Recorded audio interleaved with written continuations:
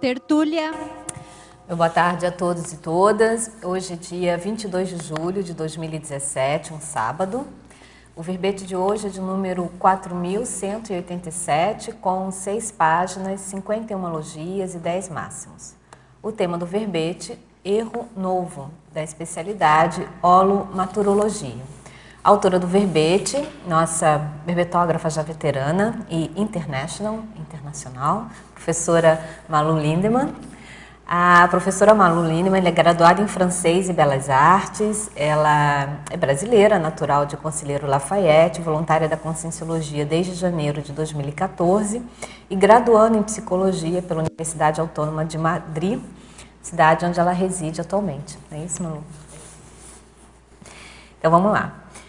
O erro novo é o ato ou efeito de a consciência lúcida, investigadora e bem intencionada errar ou equivocar-se por inexperiência, desconhecimento, imaturidade, imperícia, falha ou ingenuidade, não obstante reconhecendo a fronteira, o contato, a proximidade, a recente corpus de conhecimento específico ou indício de progressão no patamar evolutivo. O holopensene pessoal da autovigilância pensênica diária. O desafio de manter o holopensene na direção proexológica priorizada. As falhas na retilinearidade pensênica, as intrusões pensênicas, a desatenção aos pensenes evocativos, os ortopensenes, a busca pela ortopensenidade. Aqui na fatologia, a professora Malu, ela apresenta mais de 20 linhas aqui, né, na seção da fatologia, a gente vai destacar a inexatidão orientadora, o erro crítico, a falha reveladora, o lapso indicador de mudança, a inexperiência sinalizadora, a neo-erronia, o erro de abordagem, o erro reconstrutor, a falha provocadora de crises de crescimento, a coragem do risco de errar, os vieses do erro novo, a incongruência ideativa, o esmorecimento dos esforços, o equívoco apesar de boa intenção, o erro apesar das reflexões prévias, a pusilanimidade, as antigas condutas já insustentáveis, as novas condutas ainda não mapeadas, a possível quebra pelo não alcance da meta esperada, as tentativas de fazer diferente objetivando resultados diferentes, o erro sinalizador de novo contexto de desempenho, o avanço da autocompetência, a revisão das autoposturas com sinceridade, a moldagem de nova atuação, o encontro gradativo com a própria personalidade sem máscaras, o autoconhecimento. E na seção da parafatologia, a autovivência do estado vibracional profilático, as energias conscienciais tóxicas gravitantes resultantes dos erros cometidos, a multidimensionalidade nos interstícios do cotidiano, a sinalética energética e parapsíquica pessoal, a parapercepção detalhada, as conversas instantâneas com consciência amparadora, a clarividência ajudando nas possíveis interpretações paraperceptivas.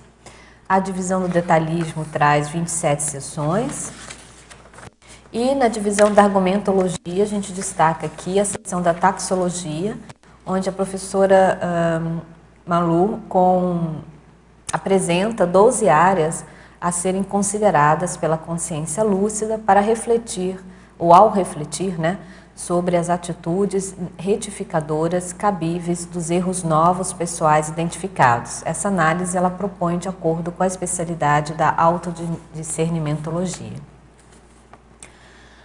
E vale a pena aqui a gente ressaltar a seção da terapeuticologia, em que a professora Malu ela nos propõe aqui. A retificação depende, sobretudo, da autointenção. A meta, definida e cosmoética, aliada ao incremento da autocognição, é critério-chave para melhor elaboração mental na hora de decidir. A formulação do CPC, que é o Código Pessoal de Cosmoética, é ferramenta essencial à consciência lúcida na otimização da vida com mais coerência, ajudando-a na tomada de decisões assertivas. Muitas vezes, a correção desejada está nas decisões não tomadas. Na divisão da remissiologia, nos 15 verbetes apresentados, nós destacamos autorrealidade intraconsciencial, conduta cosmoética, experiência autoevolutiva, raciocínio falo, vontade de acertar e autovigilância ininterrupta. O erro novo exige da consciência lúcida criatividade para opor-se à rigidez pensênica e à imobilidade cognitiva, ampliando a adaptabilidade sadia e a autogeração de neo-atitudes tarísticas. Você já percebeu na própria vida multidimensional quando faz erro novo? Identificou em quais contextos eles aparecem? A bibliografia específica traz 7 referências. Partindo agora para a mega-análise realizada pela equipe de voluntários da Enciclosapiens, foi destacado no verbete inexperiência, frustração, compreensão, autovigilância, autocrítica, autoconstrangimento, aviso, ajuste, aprendizagem, resiliência, oportunidade, acerto, solução, neoequívoco, neoaquisições, neoprioridades, neofilia, reciclofilia, discernimentologia e reeducaciologia. Você quer anotar? Ó, você quer anotar? Muito bom, professor Manu Linemann. Prazer grande estarmos aqui, né? Porque nós temos um histórico, um passado, assim, de alguns anos, né, Manu? Então, a gente passa a palavra para você, já, claro, te parabenizando pelo verbete e pedindo, né, para você nos contextualizar as motivações, os bastidores, enfim, né? Como foi que você chegou nesse título tão instigante, com esse conteúdo também bastante, digamos assim, proporcionador de autorreflexões e autopesquisas? E as perguntas já se avolumam aqui. Obrigada, professora Cristina. É um prazer estar aqui mais uma vez no CIAEC, defendendo uma ideia nossa, né? Para explicar um pouquinho de onde veio essa ideia, eu vou ter que contextualizar um pouco esses meus últimos anos de vida. 15 anos nesses últimos anos de vida eu venho sendo artista plástica. Estudei Belas Artes em Bordeaux, na França. Me dediquei muito porque é um talento que eu tenho desde criança e acabei investindo finalmente nisso. E fui ali realizando as minhas atividades, abri um ateliê meu, comecei a expor, procurar assim o meu estilo, foi fazendo sucesso, foi tendo as minhas encomendas, as minhas exposições, e não tem nenhum problema. Mas sempre sentia um incômodo muito grande, uma espécie de melancolia que me acompanhava o tempo todo, e eu me perguntava, mas se a gente faz o que gosta, né, o que tem talento, por que a gente sente isso? Tudo certo. E aí acabou que nós mudamos de país, né, porque nós somos aí nômades desse mundo, né, já fomos morar na Espanha. Chegando na Espanha, esse meio artístico é muito difícil de integrar, então eu procurei uma escola de arte, né, era uma galeria escola. E encontrei uma professora e falei assim, olha, queria uma aula com você e vamos começar aqui. Aí, com o tempo, ela me disse, mas eu não posso ser sua professora, você é sua coach e a gente trocará ideias. Eu falei, tá bem. Então, a gente começou assim, e assim começou a minha vida na Espanha, assim que eu cheguei lá. Ficamos assim 1 ano, e eu, muito incômoda, não estava conseguindo fazer muito bem as minhas tarefas. Comecei a ter algumas repercussões, assim, desse nosso pensamento mais parapsíquico que nós acabamos negando, né? Pelas intrusões, pelas pessoas da família que digam, não mexe com isso não. Então, reuniu tudo num momento de crise, que eu não queria mais, eu não tinha certeza de continuar querendo esse trabalho, me incomodava muito. E, além disso, eu sentia uma certa repercussão que eu deveria ir em encontro a desenvolver mais essa minha sensitividade e tudo. Então, comecei a procurar em Madrid um centro espírita para eu continuar, né, para ver o que estava acontecendo. Eu acabei caindo na Conscienciologia, nessa procura, no nome da Cristina Aracá, que é a professora que hoje está aqui, estava lá o acoplamentário, a Cristina, eu falei, a Cristina era minha colega de classe, né, no franco-brasileiro. Eu falei, olha, a Cristina aqui e tal. E quando eu vi a palavra parapsiquismo, eu falei, nossa, parapsiquismo, eu fiquei assim, muito interessada em saber o que era. E assim foi. Acabei que eu fiquei um ano inteiro assistindo tertúlias, foi quando eu fiz o meu primeiro verbete teletertuliano assíduo. Realmente eu ganhei muitíssimo. E no final desse ano, eu me dei conta assim, mas o que eu vou fazer da minha vida agora que eu percebi isso tudo? Fiz uma lista de tudo que eu sabia fazer. Eu disse, mas espera aí, meu conhecimento é estéril. Falo quantas línguas, vivi em quantos países, né? Até minha filha está aqui do lado e ela é testemunha de todos os países que nós já podemos passar, né? É muita coisa que a gente aprende com outras culturas. E o que eu estou fazendo aqui atrás, fazendo esses desenhos, esse tipo de desenhos, esse incômodo? Não, vamos mudar isso. E a professora Amala me ofereceu um livro, autodefesa, né? Autocura. Autocura através da reconciliação. E lá, quando eu vi essa palavra erro novo, eu pensei assim, é isso que eu preciso. Porque quando a gente está muito mal, você já não vai com sede para acertar. Eu falei, olha, se eu tiver um erro novo, já está bom. Porque isso quer dizer que eu estou fazendo alguma coisa nova na minha vida e estou errando diferente. Então, eu fiquei interessada nesse tema. Isso foi em 2014. Só que eu pensei assim, eu vou fazer um verbete com esse nome para ver de que é que eu estou falando. Só que quem que dá conta de falar disso, né?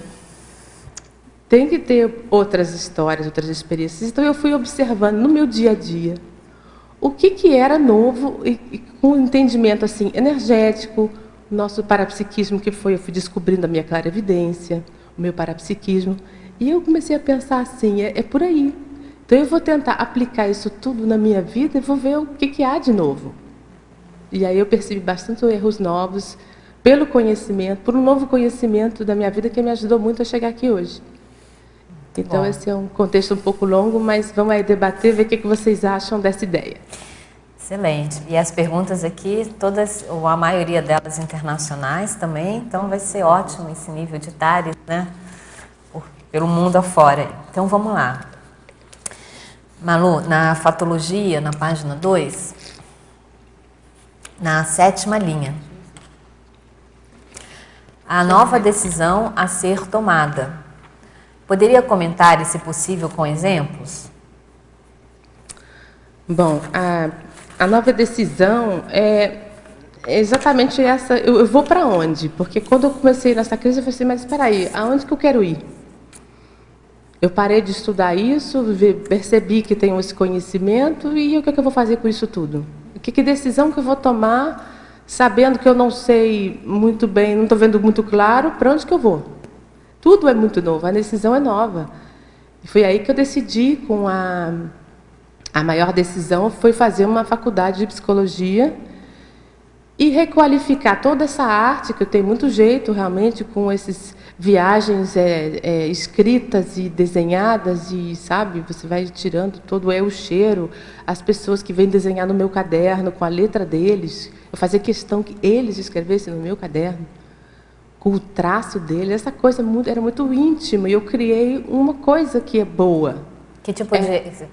Você fazia o quê? A escultura? Qual que era a sua... Era um carnet de voyage. Onde você vai... Até muito bom, a gente tem caderno de viagem, né? Um cahier de voyage, um caderno de viagem. É, um caderno de viagem. E ultimamente até aqui a gente tem comentado, como tem muita gente viajando aqui para a Conscienciologia, esse aspecto do conscienciólogo, que capta um holopensene, uma ideia, vê um monumento, vê uma indumentária de alguém. Tudo isso pode ficar numa folha só, é como se fosse uma enciclopédia.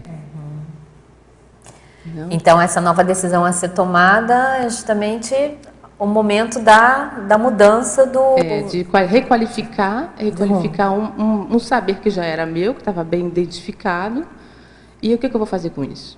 Foi aí que eu decidi fazer psicologia e tentar, atualmente até está um pouco diferente, mas fazer arte-terapia. Muito bom, fazer a conjugação, né? Utilizar a arte como uma ferramenta, não como um fim em si, né? Como eu fazia, porque A arte é um instrumento muito forte de comunicação, né? Mas as posturas artísticas que incomodam muito. O nível de pensanidade, pensanidade, emoção, a pessoa elucubra muito. É verdade que é muito bom você observar o detalhismo, tanto é que hoje a minha clarividência está bem, paisagens, que roupa que é, de que época, quantas linhas tinha, quantos botões, o botão tinha 2 buracos, 3 buracos. Impressionante o nível de detalhismo do artista. Mas em função já desse traço, né? Então, vamos aproveitar tudo que tem de bom, né? Exatamente, exatamente. Ainda na página 2, na fatologia, Malu, agora na 5ª linha, de baixo para cima, tá? O exercício da resiliência, poderia aprofundar? Essas são perguntas de uma teletertuliana da Alemanha, tá? A resiliência, sim, em relação ao erro novo, é você errar, você sabe aonde você já está vendo mais claro aonde você queria. Por exemplo, aqui nos trabalhos da Conscienciologia, quando você vivencia na Europa, o holopensene tão pesados, não pensar mal de ninguém, trabalho energético todo dia. Isso, se a pessoa começar a ficar muito assediada, ela deixa para lá. Então, a resiliência é nesse sentido. Vai errar, sim, uma vez. Eu nunca errei de fazer poucos vezes ou falar demais sobre uma tarefa de assistência. Você fala demais e é você que tem a repercussão no seu próprio corpo. Isso são erros, assim, básicos que eu não conhecia. Eu tomo cuidado para que eles não se repitam, mas eu tomo cuidado mesmo. Esse cuidado mesmo é ver todo dia, a pensanidade, é um trabalho, tem que ser resiliente. Sabe? Essa é. E agora na parafatologia, na página 2 ainda, né? Só que na 4ª linha, de baixo para cima. As sincronicidades, poderia expandir, por gentileza, se possível, com exemplos? Bom, as sincronicidades são... nossa, aconteceram tantas em relação a isso, porque eu vou contar um fato. Tem muitos fatos, porque eu fui recolhendo, eu fui tentando até de maneira científica ver o que poderia corroborar com essa ideia. Eu trouxe até uns livros aqui, depois espero ter ocasião de falar. Mas a sincronicidade, eu na psicologia teve um curso sobre mindfulness, e eu resolvi aproveitar e eu pensei assim, essas pessoas também devem estar envolvidas com o pensamento, pensar no que você está pensando, a metapensanidade. Então eu vou tentar entrar aí e vou me apresentar como parapsíquica, para ver como que hoje qual que é o choque das pessoas de se ver alguém falando isso. Como assim eu sou parapsíquica? Ninguém. Aí só que no momento do curso, eu fiquei assim gelada. Eu falei, não vou fazer nada disso. Não vou me apresentar normalmente, mas não foi assim. Eu me apresentei como parapsíquica, tive que segurar a onda até o fim. E no meio desse curso, eu achei, quase no final, assim, eu achei uma peça de um quebra-cabeça no chão. E eu falei assim, olha que diferente, uma pedra, vou guardar na minha bolsa. No final, terminou o curso. Quando terminou, o fechamento do curso foi com recitaram um texto muito bonito. E o tema principal era o quebra-cabeça, onde uma criança retirava as peças feias do quebra-cabeça, que eram escuras. E ela falou, era tipo um conto numa família. E essa criança disse assim, não, eu não quero que essas peças escuras façam parte do nosso paisagem, está ficando tão bonito. Só que no final, as paisagens, para completar a paisagem, as peças feias eram essenciais. Interessante. E eu achei aquele puzzle e eu guardei pensando, olha, vou guardar, pode servir. Então essa foi, através de uma abordagem, uma intenção que eu tive de até ver qual que é a reação das pessoas em relação a parapsiquismo, a você sentir intuição e seguir. Essas diferenças, essas nuances, né? Dentro de uma escola de psicologia, que é muito conceituada lá, e todas as pessoas argumentaram. Mas, no final, nas horas de pausa, as pessoas negam. São coisas muito tabu ainda. Em geral, todas elas. Interessante.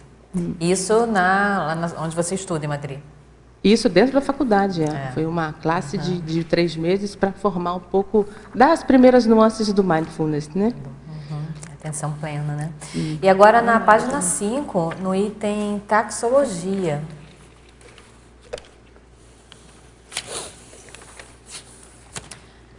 É o primeiro item na página 5, né, da sua seção aí de taxologia, priorologia.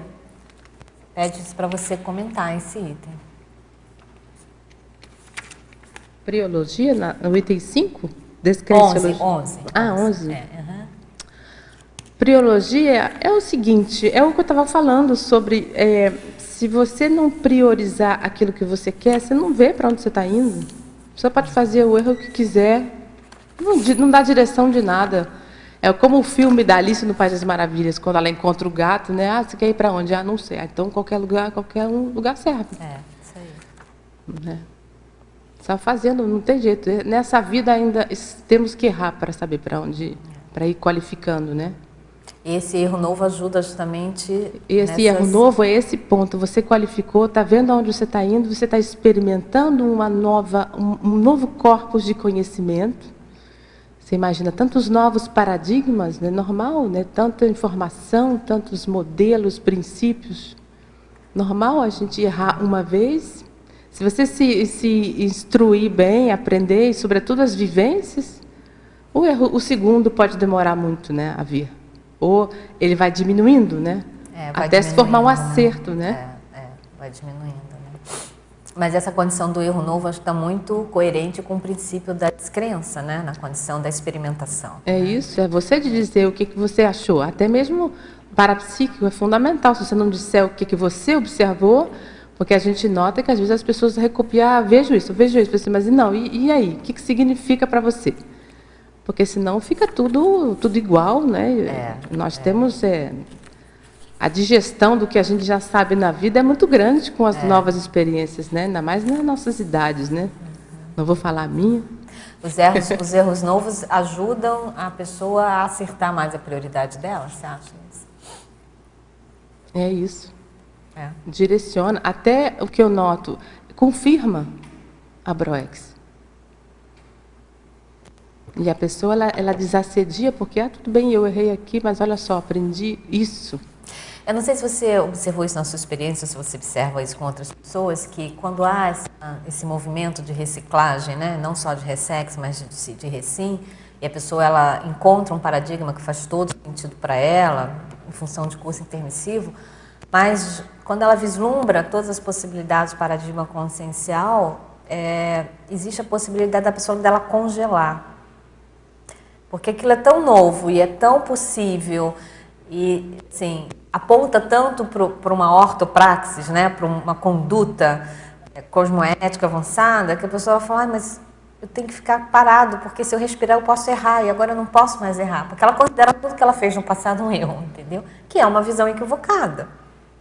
Eu estou falando isso porque eu passei por isso, né? Quando eu cheguei na Conscienciologia, eu tinha o paradigma muito do direito, e quis mudar de área, enfim, acabou que eu estou aqui, compara direito e tudo mais, né?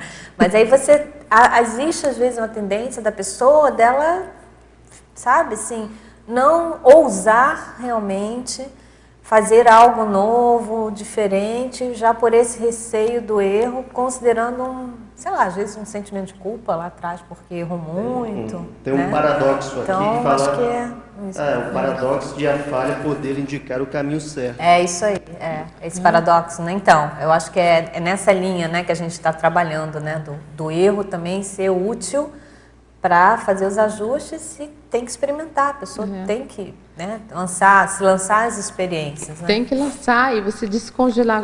Essa congelação que você está falando está um pouco na frase enfática que eu coloco aqui. A pessoa tem que... Isso, a imobilidade. Essa imobilidade, né? Isso. Isso você faz como? Você tem que tentar criatividade, ver o que vai dar. Isso. Tem outro jeito. Eu botei aqui na fatologia a quebra. Não sei onde que vai estar. A quebra... É do verbete do professor Valdo, que eu gosto muito, que é a quebra... Está na sua fatologia? Está na fatologia em algum lugar. Algures. A gente vai achar daqui a pouco. Depois eu acho. Mas é isso, para voltar assim a o que você está falando. A pessoa vê a Proex, fala, eu não estou achando... aqui. É a primeira linha da página 2. A possível quebra pelo não alcance da meta esperada. Isso aí. Aí a pessoa vê, não consegui, não estou fazendo errado, a pessoa congela, dá para trás. Ou desiste, né? Ou desiste, e aí é um perigo, porque para voltar a confiança, a resiliência, tudo de novo, né? Botar motor de novo. Agora da Suíça, na parafatologia, na página 2, na primeira linha. Poderia, por favor, ampliar as energias conscienciais tóxicas, gravitantes, resultantes dos erros cometidos? Porque depois que eu comecei a trabalhar a energia dessa maneira, a primeira coisa que é antagônica a nós é quando a gente faz um erro, a reverberação do nosso energossoma é instantâneo. Você começa até a passar mal, então essa energia gravitante também relaciona com isso. E assim, esses indícios, você vai ficando mais raffiné, não é? Vai ficando mais sutil a sua percepção, né? E é isso, essa questão. Então, você está falando que energeticamente é possível, sim, a pessoa ter uma percepção de quando ela faz um equívoco, de quando ela comete um erro, né? Ou seja, ela se sente bastante incoerente. E a energia, ela dá um sinal de... dá mesmo. Dá um aviso, né? Dá um aviso. A pessoa pode ignorar, né? Pode ignorar. É aí que pode ser o caso do congelamento também. Vai de tanto ignorar, um dia a pessoa congela e fala, não, isso não dá certo para mim, não, isso não é para mim. Eu faço e não tá indo à frente, né? Não está aprendendo. Sério. Em fatologia, agora na página 1, Alô. Na quarta linha. Poderia esclarecer a incongruência ideativa? A incongruência ideativa é o meu primeiro, obrigado pela pergunta, é a primeira intenção de um pouco levar o erro novo para a psicologia num aspecto mais assim científico. Existe uma definição do estudo da memória, onde eles dizem que mais você elabora um pensamento ou uma ideia, mais essa memória vai ficando fácil de recordar, porque ela já tem tantos links que ela vai ficando mais congruente. E aqui exatamente o contrário. Por falta de elaboração, ficamos incongruentes. E esse erro novo, então, o erro, né, não sustenta para indicar a você algum caminho bom. Essa é a incongruência ideativa. Ok. E agora na página 2, em tecnologia, na segunda linha. O teletertuliano pede para você esclarecer a técnica da lupa maturológica. A técnica da lupa maturológica é um verbete. Tenho aqui a definição. Mas assim, você imagina que você coloca uma lupa gigante naquele momento seu crítico que te incomoda e faz a leitura que tem. Mas eu vou ler a definição aqui para você. A técnica da lupa maturológica é a técnica da observação, análise e aferição das realidades sobre... Você quer aqui? A perspectiva conscienciológica, buscando distinguir claramente os aspectos maduros, evoluídos dos imaturos, infantis em pessoas, grupos, interações, objetos, ambientes, contextos, procedimentos, costumes, construtos, fatos e parafatos, objetivando a interassistencialidade cosmoética e as reciclagens conscienciais. Essa técnica também estava no livro da Adriana, recente, que ela colocou, e consiste nisso, você botar a lupa e ver realmente de perto, o que está acontecendo com a autocrítica. E isso não é nada fácil. Não é. Não é nada fácil você ver as nossas incongruências, né? Ver nossos opostos estão sempre aí se batendo, e às vezes a gente só quer olhar um bom, né? Na verdade, com esse estudo, eu descobri que eu tenho bastante afinidade. Eu sou bastante afinidade com essas zonas inexploradas e obscuras do espírito humano. Ah, é? Porque o meu verbete segundo foi a sequência inteligente de desilusões. É interessante porque na sua taxologia aqui, você coloca sobre a especialidade da autoconscienciometrologia, não é isso? Da autodiscernimentologia, aliás. que está muito relacionada com essa condição, né, do aumento da lucidez, da maturidade, da própria técnica, né, da lupa maturológica. Então, a sua abordagem, né, o seu viés, o seu enfoque desse tema do erro novo leva para isso, né? Eu acho que para um aumento de discernimento, para um aumento da lucidez, para uma qualificação da maturidade consciencial, né? É isso, e é bastante trabalho.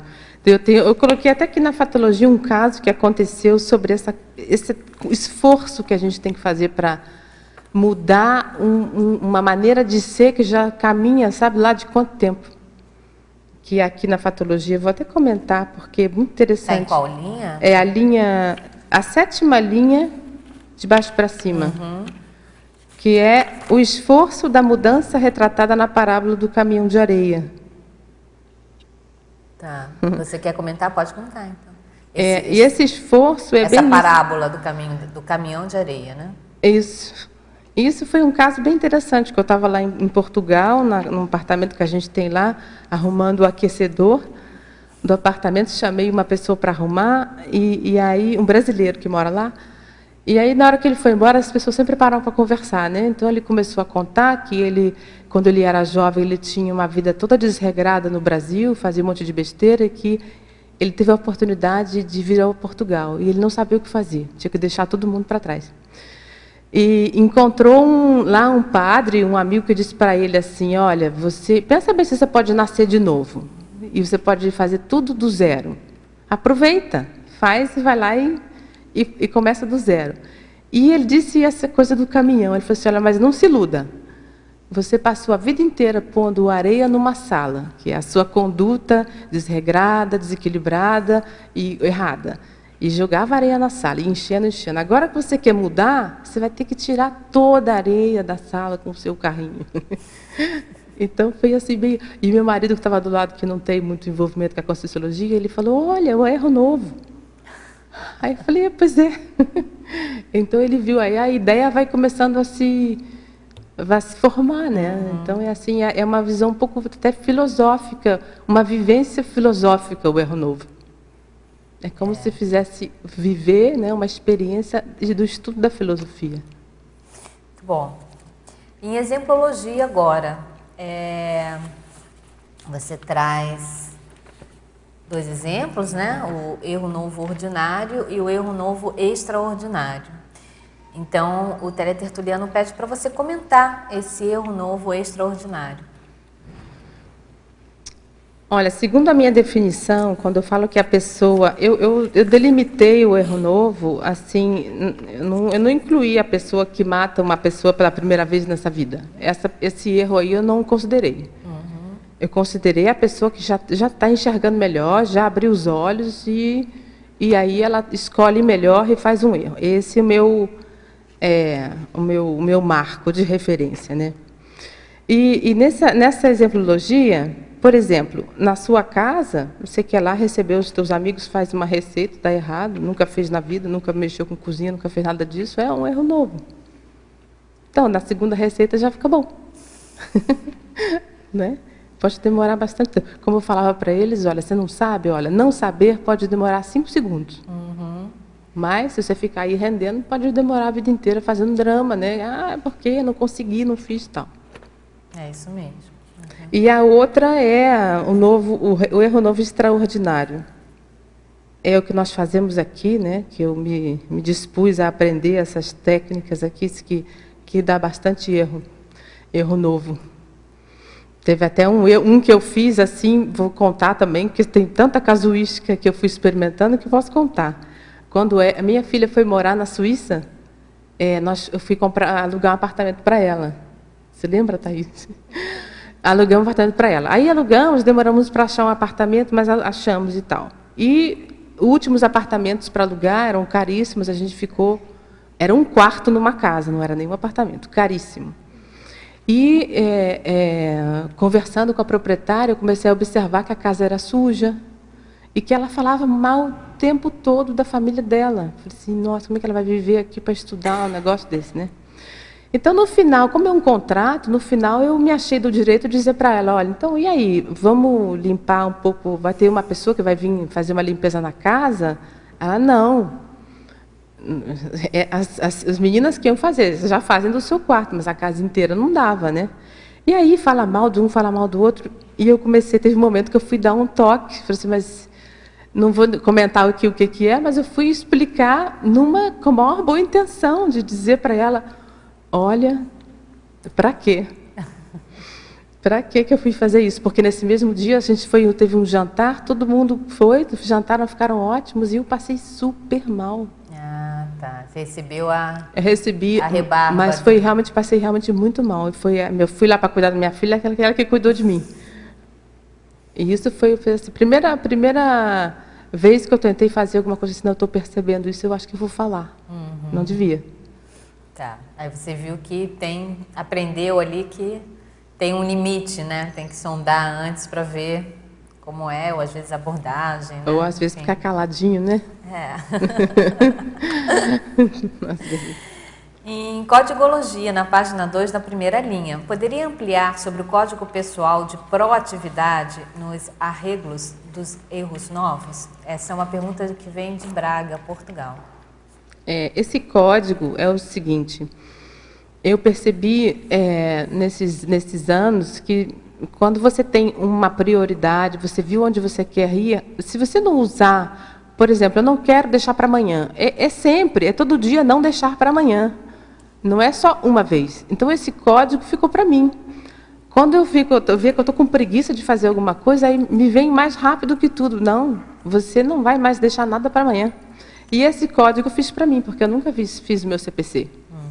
Então, eu tenho um código de proatividade que eu fiz, né, já quando eu conheci aqui, que eu vou colocando as coisinhas mais, mas é da minha percepção desses anos, né? Então, esse Código Pessoal de Proatividade é uma ferramenta, é uma técnica anti-procrastinação, para não se empurrar com a barriga. É isso? Por exemplo, poderíamos dizer... E agora já. Ele teria outros elementos dentro, né? Outros elementos. Seria o meu código pessoal para eu poder aplicar essa mudança na minha vida. Muito bom. Porque senão fica muito livre, sem rédea, né? É a minha polícia. Minha casa é cercada de polícia. Por mim mesma, né? Eu falo, não, isso eu não vou fazer. Eu já não faço mais esse erro. Chega, isso eu não desisti. É do passado. Está dentro aqui do autovigilância ininterrupta que você menciona, talvez, isso, né? Isso. Na remissiologia.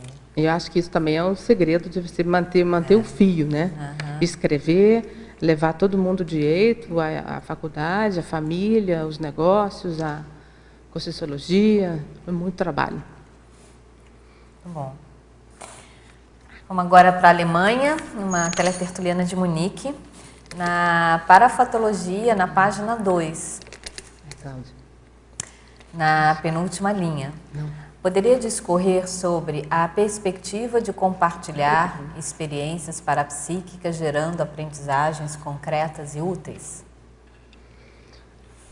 Olha, isso é que a gente faz aqui, né? A gente faz aqui isso todo dia, nos campos, nas dinâmicas, compartilhamos experiências, confirmamos, sobretudo, experiências parapsíquicas, clarevidências que confirmam que o outro viu uma pesquisa, autopesquisa que a pessoa faz e que corrobora, né? Agora mesmo acabamos de sair da escola do parapsiquismo e nós tivemos uma experiência impressionante com a possessão, semi-possessão benigna, né? Eu tive uma experiência incrível de clarevidência confirmando histórias de autopesquisa das pessoas.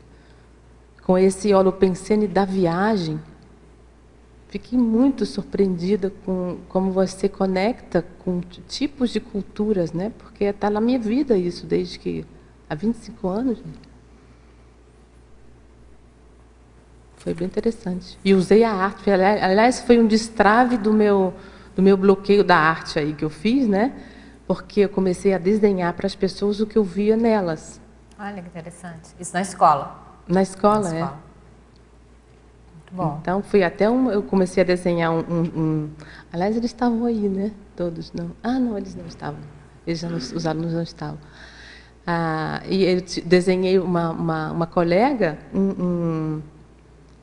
uma pessoa tipo indiano, com todas as roupas, as cores da roupa, tudo. Ele falou assim, mas é o meu amparador de tenebres. Olha, que interessante. E estava lá o tempo todo, foi muito fácil desenhar. Para a pessoa que viu e desenha, fica até registrado, assim, como uma memória, né? Eu desenhei depois para ela. E ela ficou toda agradecida, ela falou assim, puxa, é ele mesmo, é ele mesmo. Em tecnologia, na página 2, Malu, na primeira linha, poderia expandir a técnica da escrita analítica, autocrítica diária, se possível, com exemplarismo pessoal de resultados obtidos? Olha, eu escrevo muito. Realmente eu escrevo e anoto tudo. Eu sou uma anotadora profissional mesmo. Chega a ser um exagero os papelzinhos pela casa, calendário, no calendário que eu tenho na minha cozinha, alguém falou alguma coisa, eu associo rapidamente, associação muito rápida. Não dá tempo de escrever no telefone, então eu vou escrevendo. E depois eu junto esses papéis, quando eu consigo juntar, né, tantas ideias, eu faço eu agrupo eles em uma espécie de mind map, ideias mais ou menos congruentes, mas assim, é tanta. Tem umas que não tem nada a ver, mesmo você vê que naquele momento a pessoa deu uma viajada, né? Então, essa técnica, juntando todas essas ideias e tentando achar qual que é a linha que reúne, a palavra-chave que reúne algumas, sai muitas ideias no final, porque realmente eu tenho muitos papeizinhos na bolsa, eu não sei como é que as pessoas se organizam, mas eu não consigo me organizar com os meus papeizinhos. E eu comecei, até para fazer verbete, era o verbete com as minhas ideias, que cada vez eu juntava mais páginas, e todos os papeizinhos juntos, né? Então isso, mas de certa forma amplia muito, mas só tem que organizar um pouco melhor que eu. Mas então a ideia é ir registrando e organizar e ler o que escreveu, né? Exato. Tem gente e que ver escreve e não lê, né? Tem uma ideia-chave nas ideias, né? Tem um veio, tem um veio. Você agrupa tudo, bota lá né? no seu mural do seu escritório lá, ideia tal. Ou você não põe a ideia, você deixa vazio, e aquela coisa, que você não sabe o nome ainda, porque nem é bom dar um nome logo, porque depois parece que restringe bastante, né? Você coloca mais ou menos a ideia junto, os papéis, quando você lê todas as ideias junto dos papeizinhos, ou registro, vem um nome. Provavelmente você vai achar um bom viés do que você anda pensando. Bom, uma Nelverpon, né? Uma Nelverpon. Agora vem uma pergunta da Rússia. Muito legal. Acho que é o primeiro teletertuliano da Rússia aqui que eu pego pergunta. Pode ser considerado, Malu, erro novo o estudante de conscienciologia que fica engessado a antigos conceitos da própria ciência e deixando de experimentar novas realidades relativas de ponta? Muitas vezes, em virtude do seu egão, por ter acessado a conscienciologia há mais tempo que os demais? O que você, como professora, poderia recomendar evolutivamente para aqueles que se julguem pioneiros poderem reciclar esse trafar? Então, o estudante de conscienciologia que fica engessado a antigos conceitos da própria ciência. Eu acho que é antigos conceitos, talvez da ciência conscienciologia, né? E deixando de experimentar novas verdades relativas de ponta. Muitas vezes em virtude do seu egão, por ter acessado a conscienciologia há mais tempo que os demais, né? Então, o que você, como professora, poderia recomendar evolutivamente para aqueles que se julguem pioneiros, poderem reciclar e estrafar? Olha, meu ponto de vista, eu vou te falar de um livro. Não sei que profissão você tem, mas eu vou te falar um livro que, eu passando na Bélgica lá em um desses anos, eu entrei numa livraria, eu peguei um livro, quando eu fui ver, todo mundo já conhecia aqui, que eu até trouxe. Porque é um livro que tornou para mim assim um ponto... não, é o outro. Está até em francês aqui. Ele fala... Olha, não sei se dá para você ver. Ah, do Charles Start, né? O Charles Start, ele fala a psicologia, a ciência e o extraordinário. que é O Fim do Materialismo. E nesse livro, se você puder um dia adquirir, ele me desdramatizou muito a história da espiritualidade e da ciência. Então, ele conta no livro, ele traz até uma experiência que você faz em locos, com você mesmo, lendo, e retrata a experiência, sem ler o feedback das outras pessoas, no livro você pode ver, é uma experiência parapsíquica de um cientista que pesquisa a consciência há 50 anos. Então, assim, eu acho que a pessoa tem que descongelar, tem que sair dessa imobilidade, pensando que é criatividade mesmo. Então, deixa eu ver o que daria para mim. Não precisa falar para ninguém, por enquanto. Experimenta e vê assim, olha, mas eu não estou percebendo nada disso, corroborar com outras ideias da ciência. Eu trouxe até uma ideia você deve até conhecer o Rupert Sheldrake, que fala sobre a ressonância mórfica. Ele dá uma ideia muito legal sobre a forma holopensênica, que é muito parecido com a ressonância mórfica, né? E isso é um cientista, está até aqui também. Eu trouxe tanto o Tarty quanto o Sheldrake estão muito referenciados. Está em espanhol, mas são livros da ciência, que ele está dizendo. Ele diz que é como se você fizesse reverberar aquele comportamento que você tem, e mesmo a natureza de um animal, a natureza de uma flor, ela segue aquela natureza cada vez que ela se reconecta ressoa o seu passado, que ela era uma flor, um pássaro, um homem. Né? E eu trouxe isso até para o Zerro Novo, porque eu achei que, se você, em um momento, pela sua cognição, descobrir que aquele momento não serve mais e que você já sabe o que é bom, você corta essa ressonância. Não definitivamente, mas você pode fazer parar de reverberar tanto. Porque o erro, às vezes, pode ser a pessoa está congelada em algo. É isso mesmo. É o imobilismo, né? O imobilismo. Que você coloca aqui na sua... Até na frase enfática está aí bem, na sua né? frase enfática. Criatividade. Né? A rigidez, né? Isso. A imobilidade. Então, acho que essas referências todas que você mostrou, pessoal, tá na bibliografia, tá? Estão nas referências bibliográficas do verbete, tá? Tanto o livro do Charles Tarty quanto do Rupert Sheldrake, não é isso? Isso. Malu? E aqui eu acho que a sua frase enfática, eu acho que ela ajuda muito nisso, né? Porque mesmo que a pessoa ela ainda fique engessada em antigos conceitos da conscienciologia, o paradigma consciencial trabalha com verdades relativas de ponto. Então, há um avanço dessas verdades, né? Agora, o que pauta muito o avanço dessas verdades é a experiência. É a experiência. É a partir da experiência pessoal que aquele conceito, aquela proposta, aquela verdade relativa vai fazer parte do universo de cognição da pessoa e ela vai poder sair da imobilidade cognitiva. Isso. Enquanto ela estiver só muito na teoria e estiver só muito teorizando, né, e não efetivamente fazer um movimento de colocar em prática as ideias que estão sendo propostas, ou que são propostas e que são ideias que muitas dessas ideias nós já tivemos contato com elas no curso intermissivo, outras ainda não, porque o professor Valdo mesmo falava, olha, tem muito a ver com o que está sendo trazido aqui, que vocês, intermissivistas de primeiro, segundo curso intermissivo, a maioria primeiro, né, ainda não ouviram. Então, estou trazendo novidade até em termos de curso intermissivo, né. Mas a ideia é colocar em prática, né. Se vocês virem lá o princípio da descrença, tem ali...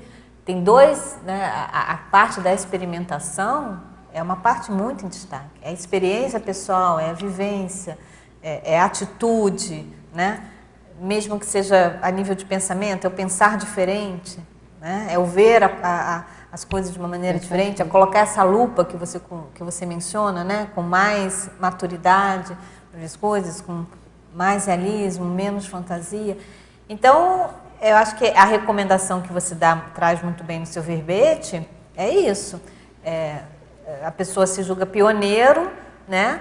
Teve contato com né, algumas ideias, alguns termos, inclusive, que naquela época era né, a verdade relativa da época, Mas é através da experiência, ou das experiências que foram feitas, inclusive da própria pessoa, e principalmente da própria pessoa, que ela tem que se atualizar, né?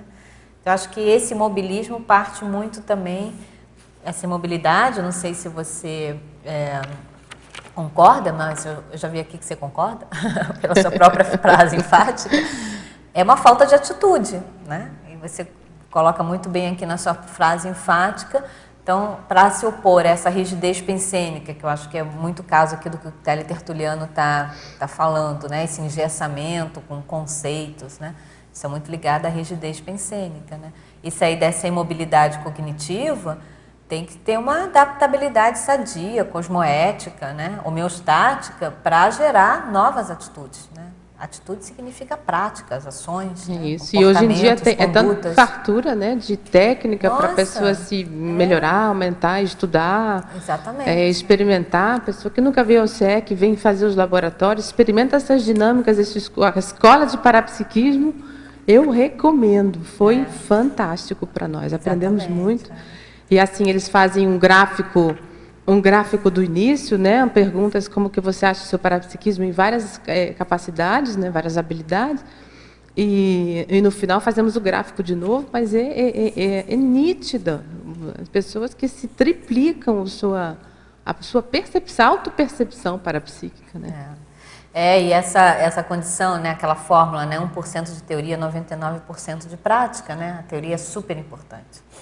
Ela é a base da nossa evolução cognitiva, mas é através da prática que, pelo menos dentro do paradigma consciencial, né, se propõe aí o desafio evolutivo, né? Errando, aprendendo com erro, cometendo erros novos, aprendendo com esses erros novos, e por aí a gente vai, né?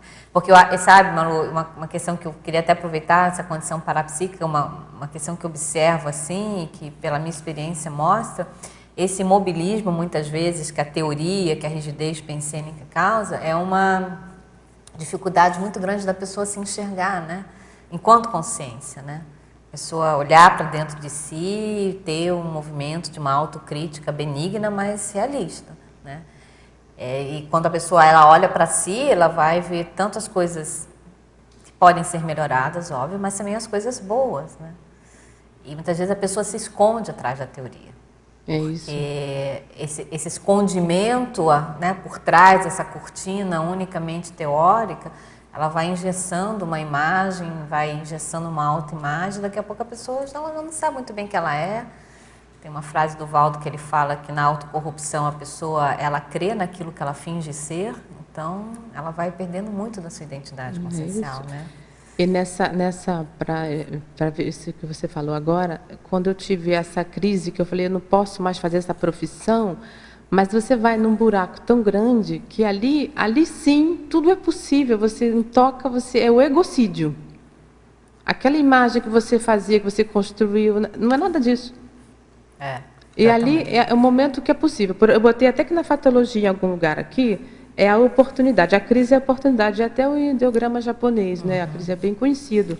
Porque, ao mesmo tempo, os opostos que estão sempre aí. Ao mesmo tempo que você está arrasado, você vislumbra que aquela é a sua oportunidade de mudar de estratégia. Não era bom. Então, e está tudo certo, é só mudar de estratégia, e aí para isso você não pode ficar parado, porque o erro novo já está dizendo, já é movimento, né? O erro novo é movimento. Você tem mesmo. Alguma coisa nova aconteceu. Para acontecer novo, você tem que sair da poltrona, né? Muito bom. Voltamos agora para Portugal. Então, uma pergunta de Lisboa. Pede para você justamente... Olha, tá no veio do que a gente está falando aí. O paradoxo na página 3, na primeira linha. O paradoxo de a falha poder indicar o caminho certo. Isso é a proposta do erro novo. Se você prestar bem atenção, aquilo que você falhou ali, você não sabia muito bem, tentou, você não ficou parado esperando acreditar nas teorias ou que alguém disse. Você foi lá, testou e você viu que o caminho não era aquele. É aquele logo ao lado. Você tem que falar um pouco menos, soltar um pouco mais de energia, ou qualquer outra técnica, mas aquele dali você já não faz mais. O erro novo pode ser muito... não vou dizendo para ninguém fazer erro novo, que o erro é um erro, né? Mas, se você prestar atenção, ele pode te indicar, te dar bastante dicas. Né? Nesse novo corpus aí da Conscienciologia, tem coisas bem difíceis da gente captar. Né? Você vai captar lá pela 10ª vivência, você fala, pronto, entendi. Eu acho que também existe, dentro dessa linha do paradoxo que você trouxe, né, que o erro novo vai ajudando a pessoa a aumentar a taxa de acerto dela. É isso, exatamente. Né? É um crescendo. É um né? crescendo. Acho né? que está até num crescendo aí. A taxa de acertos ela vai aumentando a partir dos novos erros. Manu, parabéns pelo verbete. Obrigada, Terezinha. Eu estava pensando sobre a questão, né, do erro, que tem uns ditados que falam assim, né? Pode errar, é errando que se aprende, né? Aquela questão. Mas também uma vez eu vi o professor Valdo falando que no máximo, digamos assim, né, 2 vezes que tu erra o mesmo erro já é burrice, né? Daí eu estava lendo aqui que você colocou na ortopensatologia, ali na 3ª linha, queria que tu comentasse e ampliasse, se tu pudesse, que é a omissão deficitária é erro 100% com agravantes. Né? Eu achei muito sério isso, né? Poderia ampliar para a gente aí? Porque você deixa de falar o que você já sabe, está vendo e não fala, porra, é muito mais grave, né?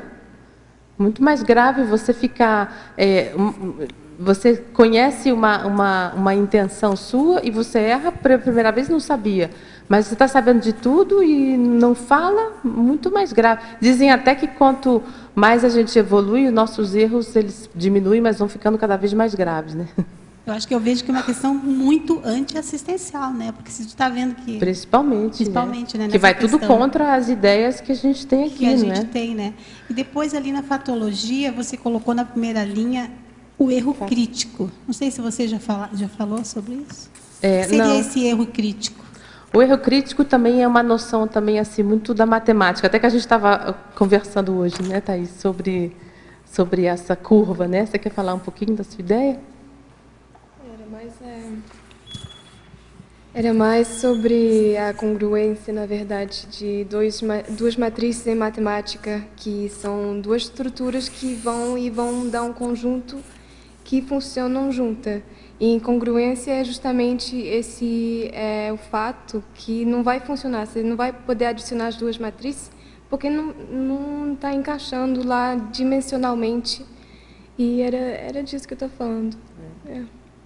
Bom, é um conceito complicado de matemática, mas o erro crítico é o seguinte, é como se você não der uma solução àquele momento, você volta ao que era antes, ao patamar que você era antes, ou seja, aquele erro que você sempre fazia, a sua falta de coragem, a sua falta de iniciativa, você volta tudo para trás.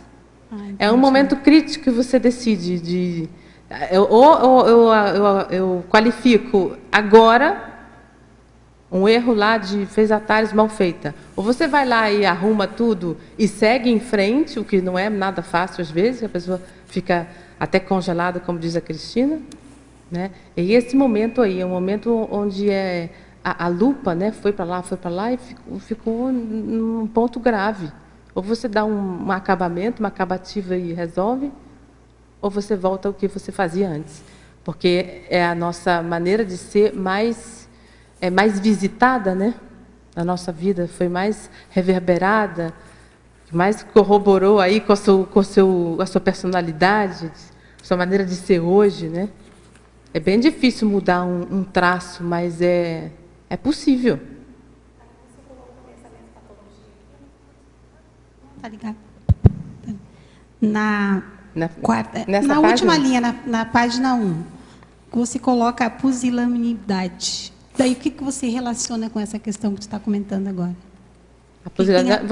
A preguiça, né, de não fazer, não ficar, deixar para amanhã, não fazer agora, acabou, era para corrigir agora. É um erro, você vigiou, detectou que estava fazendo errado, já tem que da próxima vez corrigir, senão a próxima oportunidade o erro repete, você passa por cima e vira um erro recorrente. Sabe? É bem sutil, por isso que eu trouxe várias ideias aí científicas da psicologia, do Charles Stark, que é o psicólogo, que com essa ideia de visitar entre a ciência e a espiritualidade, para a gente ver que Não é nada fácil, né? Malu. Só um minutinho, que eu acho que ela estava na frente ali. Tudo bem? Boa tarde, parabéns pelo verbete. Eu Obrigada. gostaria que você falasse conforme as suas pesquisas, talvez conforme um exemplo seu, como que se dá conta? Por exemplo, o erro velho é mais fácil de ser observado porque você fala, poxa, de novo, eu estou cometendo o mesmo erro. Você se percebe porque você já até conhece qual é o seu erro velho, né? Mas como que você identifica que é um erro novo, fora dos padrões daqueles? Olha, no meu caso, era algo que eu nunca vi, não sabia fazer aquilo. Nunca fiz aquela... Por exemplo, você trabalha com... no parapsiquismo, vai aqui os cursos que tem aqui, né? Todo mundo aprende, a teoria é essa. Vamos lá, vamos experimentar. Ah, não sei, percebi isso. Ah, mas você percebeu isso? Ou você está copiando de alguém, ou você está... Sabe, a tua interpretação é ruim. Sabe? É difícil de explicar, sabe? É uma coisa bem da minha experiência que eu tentei trazer para a gente discutir. Porque assim que você corrige isso, você parece que ganha um monte de coisa junto. É a mesma coisa quando você sabe que você não pode comer doce. Você vai lá, come doce e fala, amanhã eu vou tomar mais cuidado, amanhã eu não vou tomar mais cuidado. E você vai fazendo assim, deixa o determinismo, né? O dia que você parou de comer doce, não, agora eu não como mais. Pode cair a casa que você não come mais. Aí sim começa o seu livre-arbítrio, você está aprendendo alguma coisa realmente. Então, o erro novo ele só é perceptível com autoconhecimento mesmo, né? Um profundo autoconhecimento. Eu acho que tem que ter, sobretudo, uma prioridade e uma meta. O erro novo quando você está fazendo algo diferente do que você faz, você está nesse caminho, né? Se você faz um erro velho, porque você não está no mesmo caminho, né? Você tomou um outro caminho e aí, por ser um caminho novo, também então, você não sabe o que há, né? Não é fácil de você entrar num negócio novo e ficar à vontade, né? É interessante que na sua definição aqui você traz, né? A consciência, ela está lúcida, ela tem esse perfil de investigadora e ela é bem intencionada. Mas faltou discernimento. Muitas vezes o erro não falta discernimento, mas falta discernimento o quê? Pela inexperiência, pelo desconhecimento, pela imaturidade, às vezes pela imperícia, né? Ou pela ingenuidade, né? Exato. Então tem alguns atenuantes aí, né? Uns atenuantes. Nesse erro novo, justamente por essa ingenuidade, ou essa imaturidade, ou esse desconhecimento mesmo, né? Então, algo novo, a gente vai... Que nem quando a gente, sei lá, você deu uma ideia muito boa, né, da receita, né? Nunca fez uma receita. Não vai sair bom, assim, de cara, né? A não ser que a pessoa seja super cozinheira, mas, né? E aí já tenha, mas se você for ali seguir a receita, às vezes não vai ser bom, né? Na segunda vez você já está mais segura e tudo, né? Deixa eu só dar a palavra ali para a Sofia, que ela estava na sua frente também. Tudo bem? Agregar isso que ela falou. Claro, agora. fica à vontade. Como para receita, no caso de um cozinheiro falando aqui, a gente erra, mas conserta um meio conserto, né? E vai indo de reciclagens em reciclagens. Boa tarde. Boa tarde.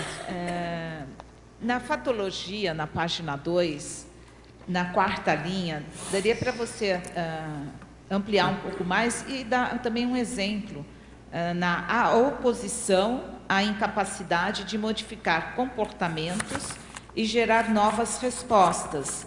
E depois também na sequência, a lupa no limiar fino entre erro recorrente e a vontade de extingui-lo. Certo. A oposição à incapacidade de modificar o comportamento é exatamente a minha vivência. Eu estava lá naquela situação, fiquei sem profissão, fiquei sem nada, e eu pensei assim, agora, o que eu vou fazer? Vou ter que mudar tudo, o que eu vou fazer? Eu peguei uma lista, botei assim, o que eu sei fazer? Eu sei fazer isso, sei falar língua, sei tal, e eu vou fazer alguma coisa, o que eu posso fazer com isso? E realmente peguei e fui à luta, falei, vou fazer um concurso, e rapidamente eu encontrei uma coisa para eu substituir. É como se você jogasse uma corda para você mesmo. é sobrevivência, né? O ser humano é muito bom nisso, né? Não quero morrer, vou jogar uma corda para mim, vou me salvar e vou fazer isso aqui, vamos ver o que dá.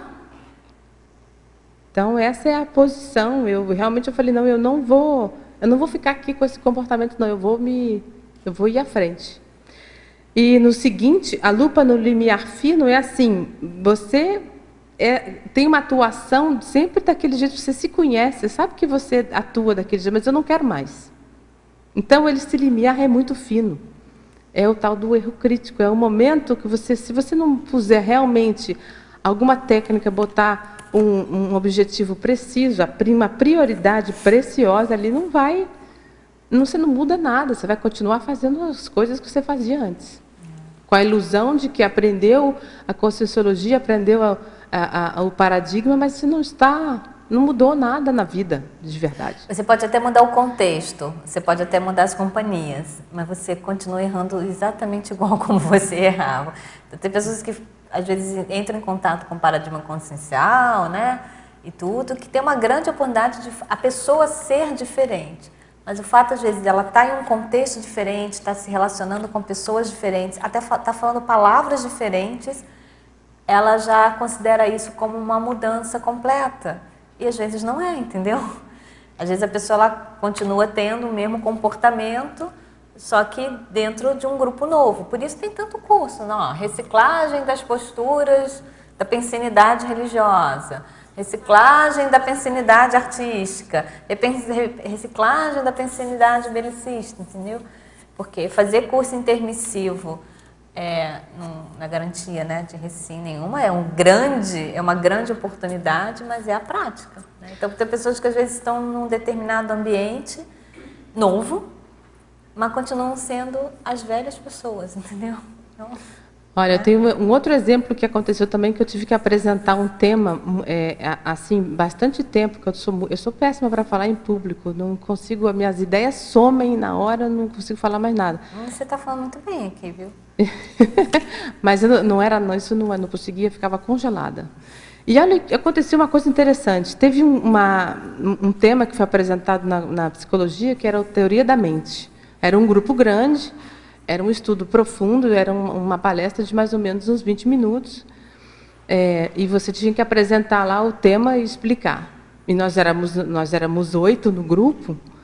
E eu, na hora que chegou o dia de apresentar, eu pensei assim, eu vou inventar, mesma coisa que eu sempre fiz. Eu vou inventar alguma coisa, que eu estou doente, N coisas que cada um vai poder ser capaz de pensar. Então, eu vou falar que eu estou doente, que nesse dia eu não vou poder vir. E aí, mais que rápido, vem a vigilância e fala, eu não fazia nada disso. Se você realmente é coerente, você deveria fazer o contrário. Você aprende bem o seu tema e você torce para você ser sorteada para apresentar a palestra. Aí eu falei, o quê? Não vou fazer nada disso. Você fica gladiando. Eu falei, tá, você tem razão. Você se sente tão coerente.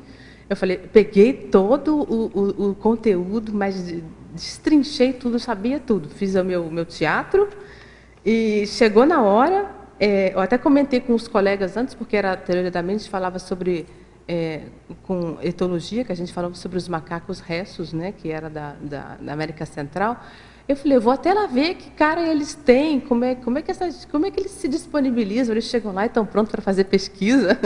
Comecei a fazer uma imagem de uma história. O negócio ficou tão bom que eu pensei assim, agora eu quero ser sorteada para eu poder falar isso e testar, falar em público. Nós éramos 8. Tinha possibilidade de quanto? Não sei a porcentagem, os matemáticos. E eu não fui sorteada para falar? Não foi. Eu fui sorteada e fui lá e falei. Fui sorteada e falei. Quando eu saí de lá, eu falei, parece que eu dei mais 3 pulos, sabe? Subi 3 graus da minha medida de reciclagem. Autossuperação, né? Foi bem assim, exemplarista. Foi muito bom. Isso foi uma conversa, até um solilóquio, sabe lá com quem, né? Bom, tudo bem aí, Sofia? Tranquilo? Vamos passar para ele e depois eu volto para você, tá? Alô, parabéns pelo verbete. Obrigada. A página 2, parafatologia, 6ª linha. Poderia ampliar as interferências de consciência amperadora ao modo de Sprague? Isso aqui foi uma casuística parapsíquica que aconteceu comigo dentro da biblioteca. A gente estava expondo um trabalho sobre o efeito Lúcifer na faculdade e começamos a falar sobre um efeito que a pessoa em grupo, né, você pode ficar tão mal quanto todos, né? Você pode se transformar totalmente. E falamos sobre a prisão de Abu Ghraib, que é uma história sobre coisas horríveis que foram feitas ali com os prisioneiros. E aquilo ficou preso na minha, não conseguia, e eu tinha que expor também esse tema. Eu falei, eu sou incapaz de falar sobre isso do jeito que eu estava super influenciada pelo tema, né, pensando sempre nisso. E teve uma hora que eu fui para a biblioteca para poder repassar o que eu ia dizer, eu não conseguia fazer nada. Aí eu comecei a ouvir assim, você não está vendo que você está evocando todas essas pessoas, todo esse tema, por isso que você está assim? Aí eu pensei, é verdade, eu estou... Nesse dia era o verbete da professora Anne Catherine aqui, sobre o Palácio da Paz. Aí eu pensei, então eu vou me ligar na tertúlia e vou ver o verbete dela. Olha, nesse momento, entrei num processo de descoincidência dentro da biblioteca, foi abrindo, eu consegui falar sobre o tema. Fui lá, apresentei o tema, mas eu já tinha decidido que eu ia, esse eu ia embora mesmo, esse eu ia fugir. Eu já tinha feito a minha estratégia, mas eu fui lá e consegui fazer. Bom, aconteceram outros pormenores, mas que não vem ao caso. A ideia maior é que a gente não vigia nos pensamentos que a gente evoca. Isso atrapalha muito também a pensanidade, né? Botei até aqui na pensanologia as intrusões pensênicas, as evocações, e isso é um problemaço. Fica bem então, atento. tem uma pergunta aqui nessa linha, talvez você já possa responder. Tudo bem? Está tudo certo? Que é essa desatenção aos pensênios evocativos. É exatamente isso. Você vai se deixando... Não percebe que está evocando, daqui a pouco você está assediado, pronto, o seu projeto vai para o água abaixo. Na verdade, você que provocou, você nem notou, você provocou lá na frente, começou a falar já de manhã daquele tema, depois continuou. Eu observo isso no meu dia a dia, né? Não é aqui, porque aqui eu venho 5 dias por ano. É realmente no dia a dia, você observar realmente na sua vida, está aqui, interstícios do cotidiano. Está aí todo dia. Bom. Tá ligado? Tá. Na verdade, eu estou aqui refletindo sobre a questão do impacto emocional do erro, né? O erro velho, ele traria, a princípio, mais perturbabilidade do que o erro novo. Quando você fala do erro novo, me dá assim, a sensação de que há uma rigidez, uma esperança, né, naquele resultado. Tudo bem, eu errei, mas dessa vez foi um erro novo, entende? E já o erro velho, parece que a frustração, né, é bem maior, é um erro bem maior, então, porque já é velho e está errando de novo, né? Isso te causaria mais perturbabilidade, é isso? E dentro dessa questão da consequência emocional do erro, existe um nível de perturbabilidade saudável? Um nível de perturbação... Eu acho assim que nós todos temos os nossos opostos, né? A gente convive o tempo todo com dois lados. Você não está sempre imperturbável, eu pelo menos já não alcancei ainda esse nível, né? Mas eu vejo que pode existir um nível menor possível, né, de perturbação se você ficar atento, né? E o erro também traz, olha aqui, na extragemologia, não, na citaciologia, eu trouxe aqui uma frase de James Joyce, onde ele fala assim, os erros são portais da descoberta. Ele traz você fazer um erro num patamar assim, um assunto que você não conhece nada, pode te trazer um monte de coisa por trás, até né? Não estou aqui estimulando o erro novo, não, mas para mim foi muitas ideias que vieram para mim. Na sua opinião, então, assim, emocionalmente, qual seria a melhor das reações perante o erro? Tudo bem, o velho é velho, já é repetitivo, você já está, né, Eu acho que a melhor é você ver, mas isso, em que contexto eu errei isso? Por que eu errei isso? Rapidamente, se você já burilou a ideia, você vai ter algumas hipóteses por que você deveria ter feito. Aí você, olha que pena, realmente, olha, mas eu já entendi, da próxima vez eu não vou fazer assim. Meu pensamento era como lidar com essa frustração, porque o erro é uma frustração, né? Alguma coisa saiu errada. Você fica decepcionadíssimo na hora. Sem se perturbar, ou sem sair do eixo. Eu não, assim, dos que eu vou percebendo, não são erros que te abalam tanto, né? Porque você já sabe mais ou menos para onde você está indo. Você logo já qualifica e fala assim, olha, é mesmo, olha, eu não fiz direito, eu vou por aqui agora. Então, a te dar aquela coisa boa, você mesmo se ajudou, né? Você falou assim, olha, faz de novo, que da próxima vai ser a boa. Então, o seu verbete, ele me fez pensar nisso. Falei, puxa vida, o problema não é errar. Agora, né?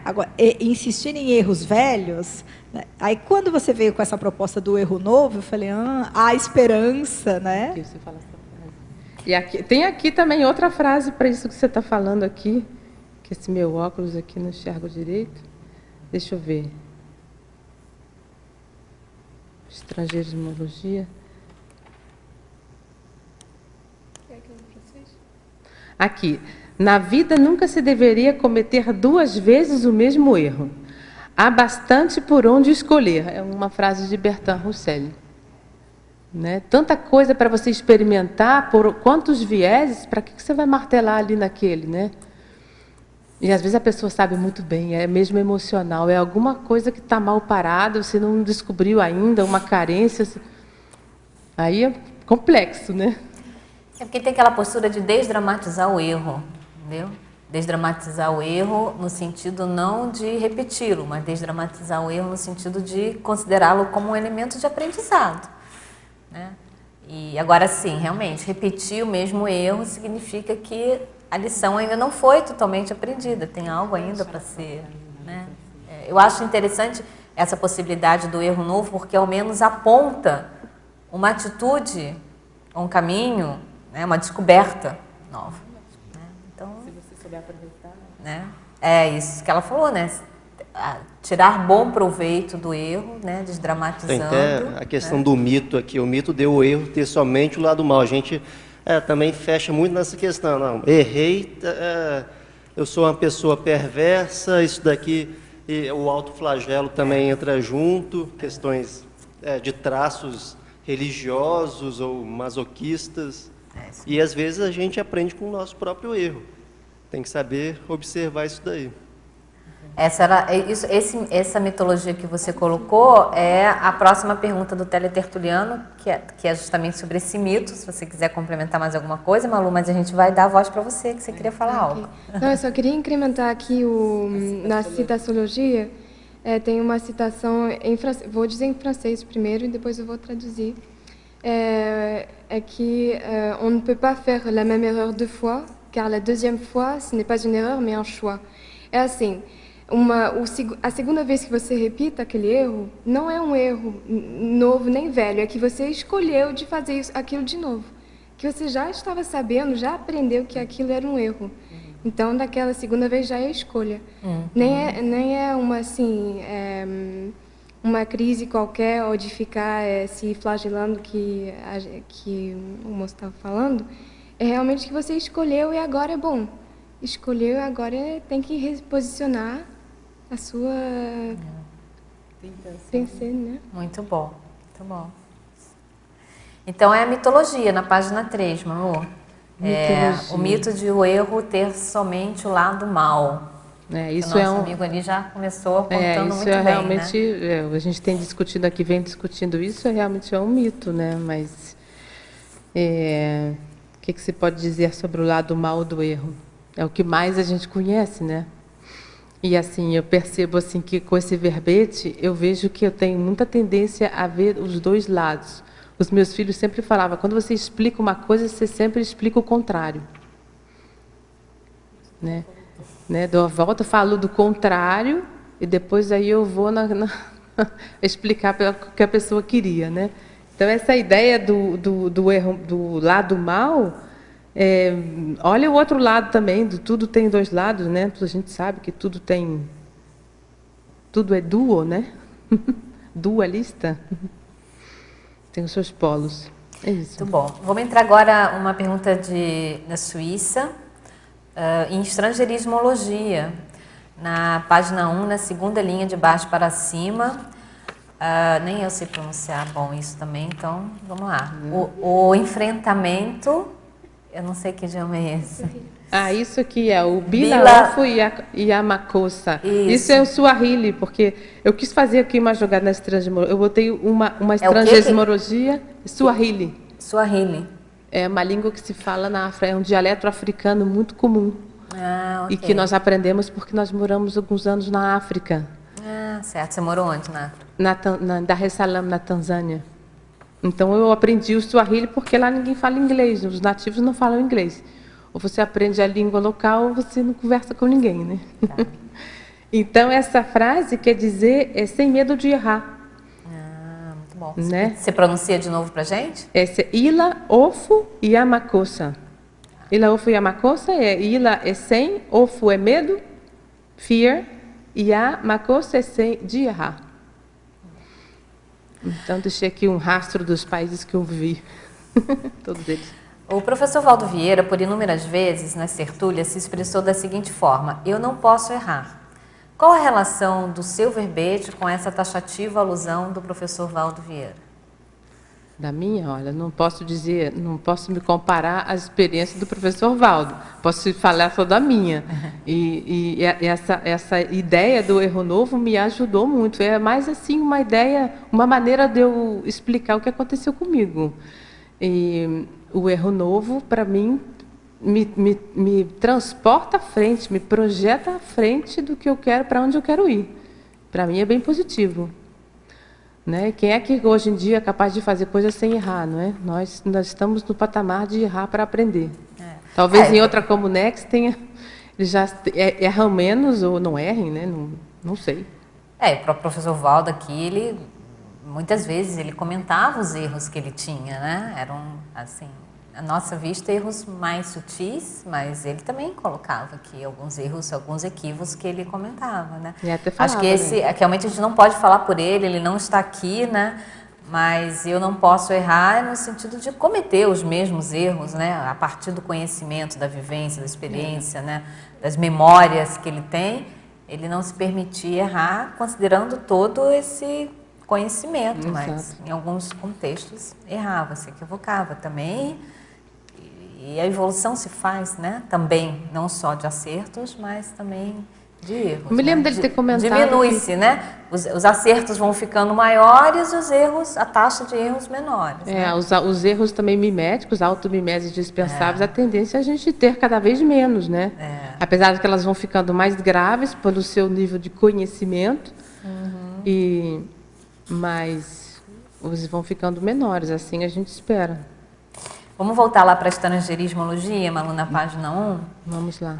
Quais são as principais causas do percatar-se de novas experiências?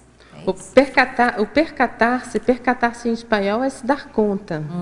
É uma expressão muito utilizada em livros de psicologia. Por isso que eu coloquei aqui, porque eu uso o tempo todo essa palavra. E você se dar conta de nova experiência é justamente a probabilidade que você faça erros novos que te indiquem aí que você está aprendendo, né? É a nuance aí do erro novo. Como podemos ficar atentos para não perder a prise en main da falha percebida? La prise en main da falha percebida? Para não perder a prise en main. La prise en main. Prise en main é você tomar, né? Como é que se fala, Thais? Prise en main mais em português? Se apropriar, né? Isso. Se apropriar dessa falha. Primeiro, considerar que ela é boa para você, se qualifica e manda bala. Vamos lá, repetir. E da próxima vez você não faz isso. Pronto, já resolveu, já modificou, está avançando aí no seu conhecimento. Por que existe o vácuo na teática da mise en action, é isso? Mise en action. Das neoaquisições cognitivas em tantos intermissivistas? Eu acho que isso é mesmo falta de experiência, né? Eu acho também uma coisa séria é o significado que a gente dá ao que se aprende das parapercepções, né? É bem complicado, é bem complexo o significado que a gente pode dar, porque não dá para fazer um unificado de significados. Cada um vai ter o seu. Você tem que digerir aí com o que você já viveu, o que você já foi. Não dá para ser o mesmo significado, eu não vejo como, para cada um é um. Por isso que é uma experiência que não é participativa, né? É uma experiência pessoal, né? Pessoal, intransferível, que você concluiu é seu. Sabemos tanto e fazemos tão pouco.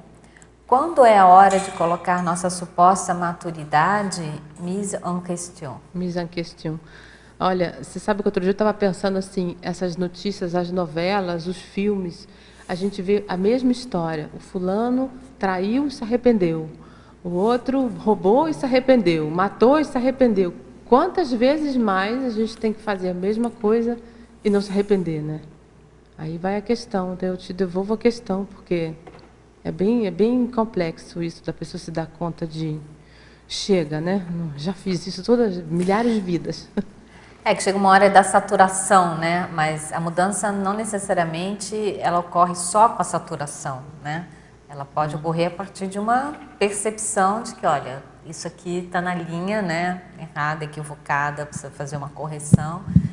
E não necessariamente a pessoa ficar, a consciência precisa ficar saturada, né? Mas assim, eu vejo que tem que ter... Da sua postura anticosmoética, vamos assim dizer, né? Não, isso é... Mas normalmente é o que acontece, né? Talvez falta de reflexão, né? Pois é. Ou mais reflexões possa ajudar a pessoa a fazer essas mudanças que não necessariamente chegou nesse momento de saturação. É sobre isso que você quer falar aqui? Da reflexão. Uhum. E tem uma última pergunta aqui.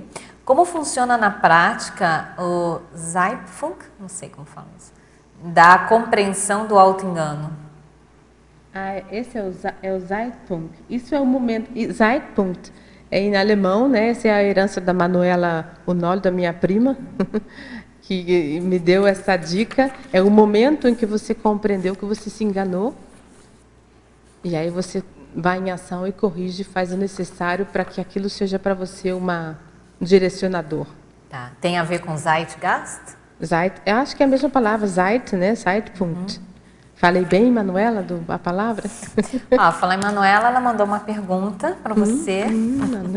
Querida prima verbetógrafa, professora Malu, na fatologia, na 7ª linha de baixo para cima, você poderia ampliar? É algo que você já comentou, mas é uma oportunidade aqui para você acrescentar algo, se quiser. O reforço da mudança retratado na parábola do caminhão de areia. Eu comentei isso aqui, que foi um fato que aconteceu... que foi bem didático, porque você sabe, né, o Nicolás, meu marido, participou e reconheceu até o tema que eu estava estudando, onde essa pessoa que veio arrumar lá um objeto na minha casa, comentando que o esforço de você desfazer uma conduta, uma conduta desconstruída que não serve mais, ele retratou isso como... você vem colocando areia na sua sala há vidas ou toda essa existência. Se você quer mudar tudo, você vai ter que tirar toda a areia de volta com o mesmo carrinho que você pôs, bem devagar, e isso vai te dar muito trabalho. Então, fazer mudanças deste nível dá muito trabalho. Se a pessoa acha que está fazendo mudança, não está tendo trabalho nenhum, é porque tem alguma coisa errada. Não está mudando nada. Bom. E aqui uma outra pergunta da Alemanha, de Nuremberg, na megapensenologia, tá? A teletertuliana pergunta: o megapensen trivocabular relativo ao tema, erro é aviso, poderia desenvolver? Essa é a ideia de que o erro, esse tipo de erro que eu estou querendo falar é um erro que te avisa que é a hora de mudar de estratégia. Muda porque não está bom, não é por aí. Você vai encontrar outro caminho, vai desfaz e acerta. Essa que é a ideia. Muito bom. Malu, queria aproveitar que esse Holopensene internacional, né, Alemanha, Rússia, Portugal, Suíça, né, e convidar o pessoal para um curso chamado Teáticas da Megafraternidade. Esse é um curso que vai acontecer abrindo a Semana Internacional da Conscienciologia, que começa em agosto, né? Então, esse curso vai ser dia 26 e 27 de agosto, vai ser no início da Semana Internacional da Conscienciologia, quando é justamente vai ser proporcionada uma série de atividades aqui na Cognópolis Foz, com várias instituições conscienciocêntricas para recepcionar, acolher, né, anfitriar pessoas de fora do país, mas também pessoas, os brasileiros, né, que queiram ingressar nesse holopensene do universalismo, da internacionalização e da megafraternidade. Então, esse curso Teáticas da Megafraternidade é um curso prático, não tem pré-requisitos, tá? Eu e o professor Marcelo Silva vamos estar dando curso. Ele tem campos bioenergéticos e tem como objetivo justamente qualificar as experiências pessoais através de um entendimento mais profundo do que seja esse conceito avançado, né, da megafraternidade. Isso acaba melhorando as relações interpessoais, isso melhora, qualifica muito mais as relações interconscienciais, entre consciências, princípios conscienciais, né, de modo geral. Vamos falar um pouco dessa abordagem do olhar de fraternidade, das leis evolutivas, do paradireito. Então, ficam todos convidados, tá?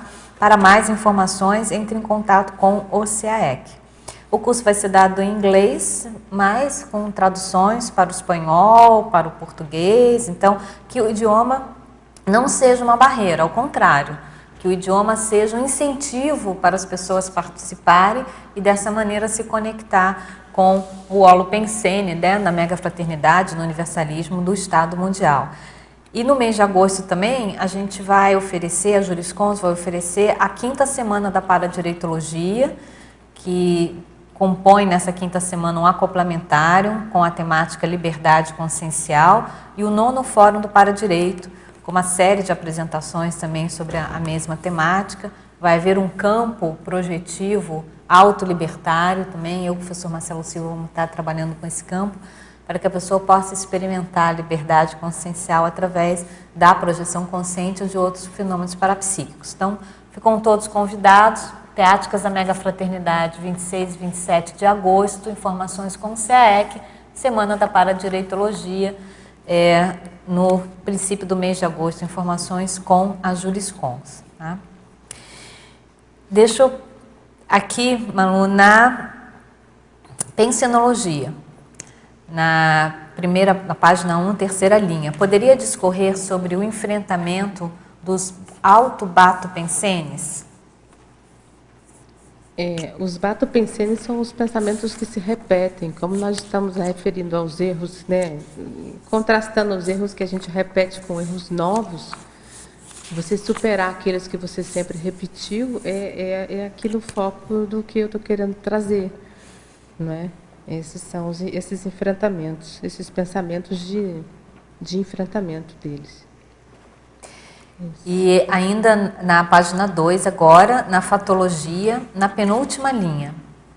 Poderia explanar sobre o encontro gradativo com a própria personalidade sem máscaras? É isso que a Cristina estava falando um pouco antes. Porque que acontece? A pessoa vai aos poucos vendo que aquilo que ela ela antes não era bem ela. Você vai modificando, pouco a pouco, você vai vendo que, burilando que eu sou, olha que eu sou, é essa pessoa.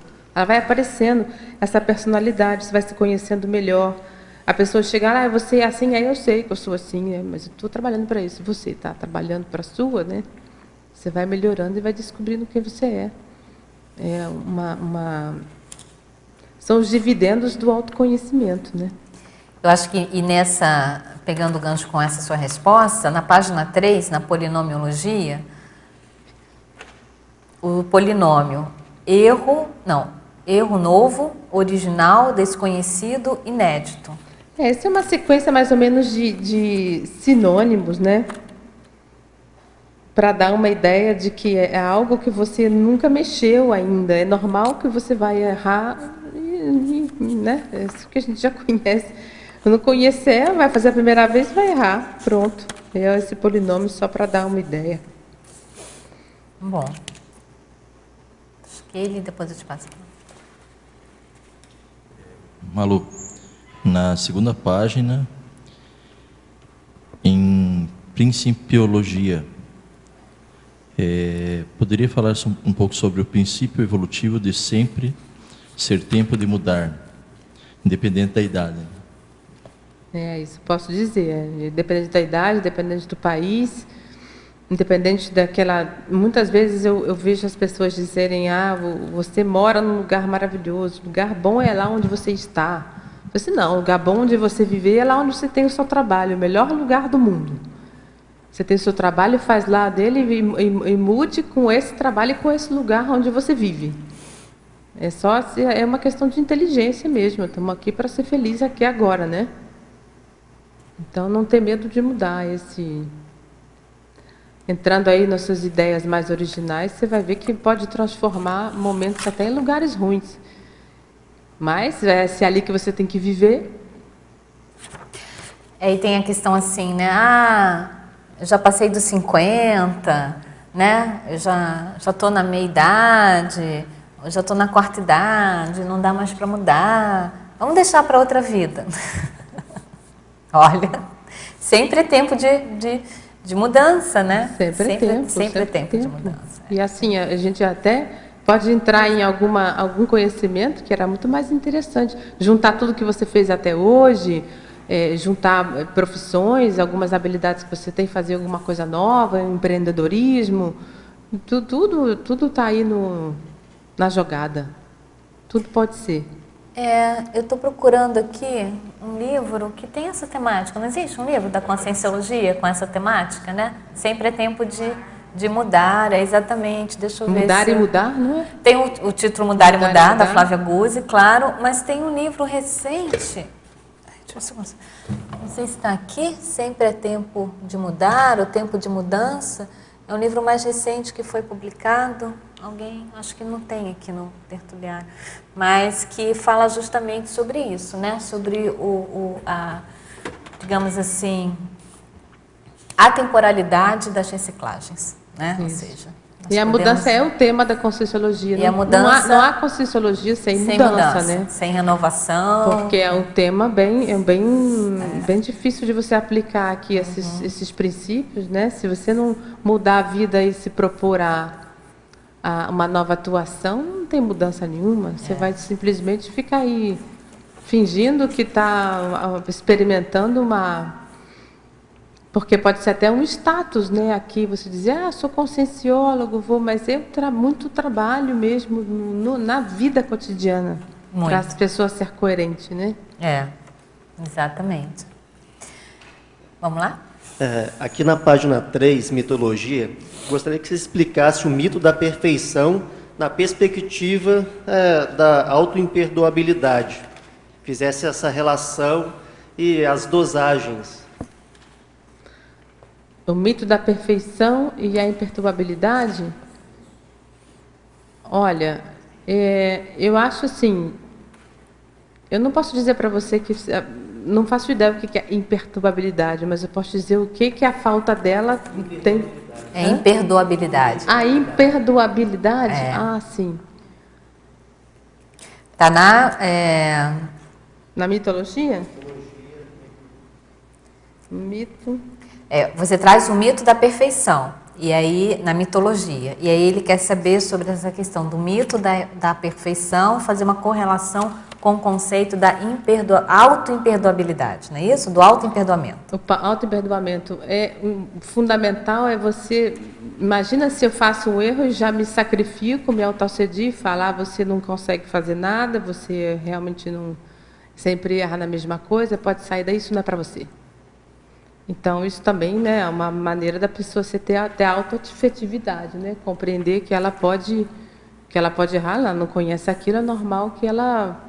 Passa aí um pouco de aperto, mas logo vai ficar resolvido, não se preocupe. E vamos aí em frente. Mas é um carinho a nós mesmos, afinal de contas, o nosso maior compromisso é primeiro com a gente mesmo, né? Como é que a gente vai ajudar se não consegue nem se segurar de pé, perdoar suas faltas, né? Sem corrupção, né? Porque senão você cai de novo nas coisas anteriores, né? Esse conceito do auto-imperdoamento é um conceito tricky, assim, né? Porque nos leva a uma abordagem mais... Então, eu não vou me perdoar, eu vou me auto-assediar, eu vou me automutilar, mas é justamente o contrário. O auto-imperdoamento, ele leva ao auto-desassédio. Porque a pessoa, ela analisa o erro dela, né? Vê que errou, mas ela não se permite mais cometer o erro que já é o erro velho. Entendeu? E tem aquele pensamento de que pode se fazer diferente, né? Então, acaba que o auto-imperdoamento, ele é autodesassediador, ele é autolibertário, ele é uma postura auto-benigna, porque a pessoa ela não vai mais, né, conscientemente se permitir repetir aquela mesma tendência. Pode acontecer? Pode, mas então esse pensamento mais para frente, né, mais na perspectiva do acerto, né, e com uma postura mais benigna, né, mais de autoassistência que a pessoa tem que se colocar, porque associa-se muito a condição do auto-imperdoamento com o autoassédio, mas é justamente ao contrário. Porque me parece que ficam liames bem assim, sutis, né? Porque às vezes a pessoa cai naquela perfeição, achar que tem que ser perfeito, mas ao mesmo tempo tem a questão de você não perdoar aqueles erros que cometeu, mas saber dosar sem cair nessa perfeição, achar que tudo vai ser perfeito. Olha, não tem perfeição, é um mito. Ela colocou muito bem, a perfeição é um mito, entendeu? Eu botei aqui na fatologia a evolução pelo acúmulo de repetições qualificadas. Isso é um do verbete do professor Valdo da quebra qualitativa, né? Porque a repetição aí você vai repetindo as qualificadas e vai melhorando cada vez mais, né? Bem. A própria técnica da circularidade leva a isso. É uma prova viva de uma transformação muito boa para todo mundo. E aos poucos vai trazendo o seu exemplarismo, vai trazendo as pessoas na sua coerência, né? Eu já tenho um filho que veio para cá, começa a se questionar, faz esse movimento do jovem, né? É bem interessante. Seu filho está aqui também? O meu filho também já fez um curso com o Marcelo Silva lá no Porto. Uma vez eu falei, puxa, de repente todo mundo foi entrando, né? O movimento, né? Interessante ver essa reverberação, né? Da reciclagem no Grupo Karma e no entorno. Muito bom. Você tinha uma pergunta? Na página 5, na terapeuticologia, gostaria que vocês ampliassem um pouquinho mais a última frase ali. Muitas vezes a correção desejada está nas decisões não tomadas. Porque às vezes a gente se encontra numa situação de uma decisão que você não tomou e mais à frente você viu que era aquilo que você precisava, mas aquele momento passou, né? E o professor Valdo dizia uma frase que eu gostava muito no começo, que eu escrevi, que ele botava: esquivas predispõem equívocos. Então você foge de uma situação porque não queria decidir. Às vezes você não pode decidir também, depende do cada caso, mas nesse caso aqui, se você deixou de decidir algo importante porque não se dedicou a contemplar hipóteses que poderiam te ajudar, você vê que você pode entrar numa situação onde você tinha uma correção, era justamente a correção que você precisava para mudar o seu caminho. Então, aqui o que você está falando aqui é de uma omissão deficitária, é isso? É uma omissão deficitária. Okay. Tudo bem? Vamos lá, Ana? Nessa mesma página 5, eu poderia comentar a filologia, página 5?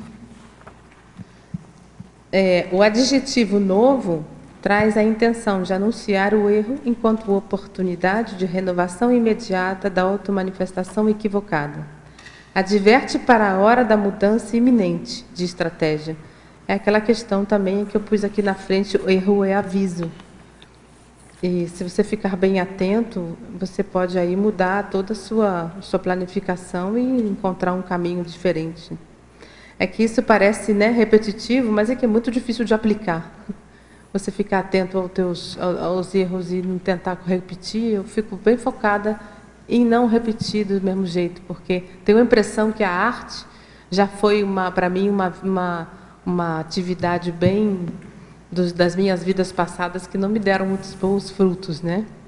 Apesar de ser uma ferramenta maravilhosa de comunicação, mas esse emocionalismo, né? Essa pessoa fica meio perdida, muita lucubração, muitas assim conclusões sem achar uma assertividade, então fica uma situação a prestar atenção nesses erros miméticos. Tá bem?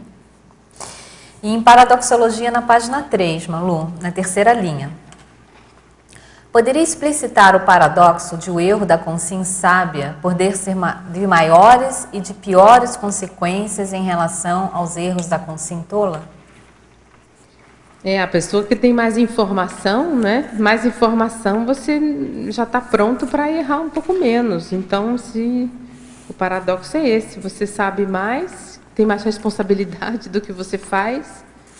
Se você continua errando naquele ponto, é uma pena para você, que você não está entendendo muito bem o caminho que você está seguindo, né? Por isso que eu volto a dizer, eu não tenho nada mais importante aqui de saber qual que é a sua meta. Uma vez que você a tem, enfrenta, vai com a sua pensanidade criativa e vê o que você pode arrumar. Às vezes não é fácil, mas tem muita ajuda. Muitos âmbitos hoje no mundo têm ajuda, são cursos online, experiências que você pode ter, até parapsico. Hoje em dia se fala livremente sobre parapsiquismo. Se é o caso, né, da pessoa que tem a sensibilidade, que acredita, que tem sinapses com esse tema, né, que tem aquelas ideias inatas, é o momento de você ir em frente e ver o que você pode fazer para a sua evolução um pouco mais rápido, né? Já podemos ir mais rápido. Muito bom. Por favor. Nessa linha, o que você entende dessa situação do queixar-se com sabedoria do Sócrates? Queixar-se de si mesmo, com sabedoria. Como é que você entende isso? Na citaciologia está ali o dito do Sócrates. Eu vejo assim, a pessoa poder olhar as partes sombras, que a gente não tem só coisa boa. Ninguém tem só coisa boa. As tuas partes sombrias ali que você não viu, eu estava até comentando que esse tema um pouco me fascina, um pouco dessa parte do espírito humano que por que se degrada, né? Por que a pessoa fica tão... Outras facilmente se levantam e as outras entram, parece num buraco negro, né? E ficam mal.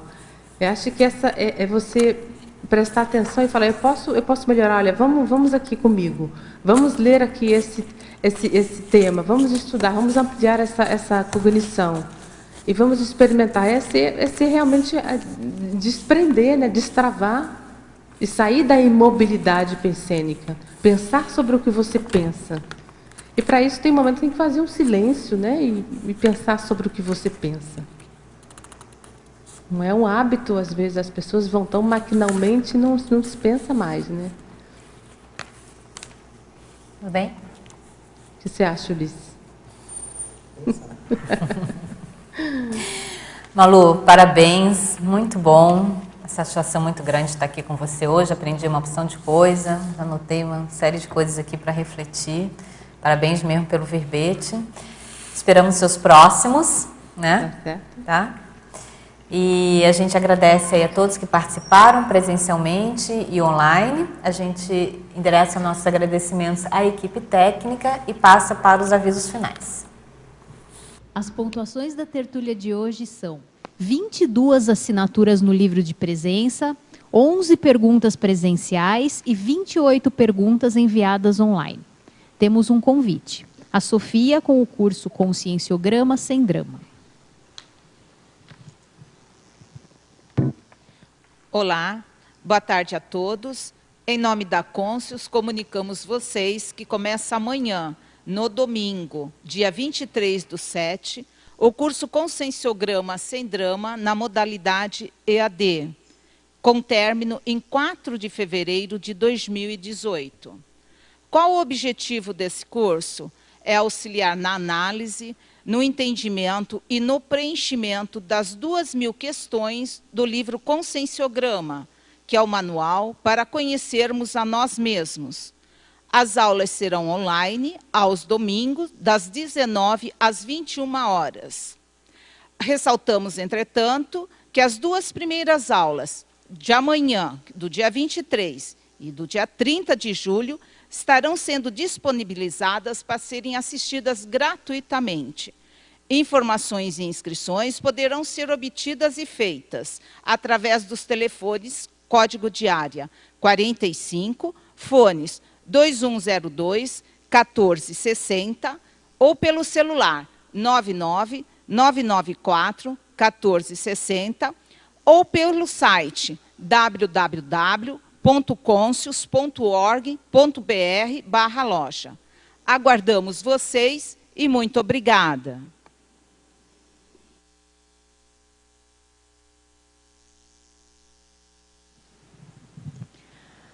Para amanhã teremos o verbete Evolução Biológica, a especialidade é Interparadigmologia, o verbetógrafo é o professor Lucas Viegas. Agradecemos a presença e a participação, uma boa tarde e até amanhã.